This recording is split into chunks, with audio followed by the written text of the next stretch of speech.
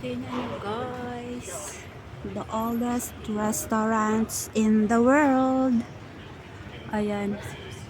Yung pintuan na yan, imagine mo, kumaga, ginawa siya noong 1725. So, anong pizza na ngayon guys? O, di ba? Yan yung loob niya. Miniature na lang siya, o.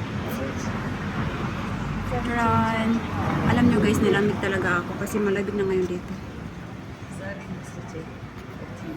Yan yung sa pinakaloob. Turan. Since wala tayong budget, dito na lang tayo makisilip sa anong tawag nito? Miniature.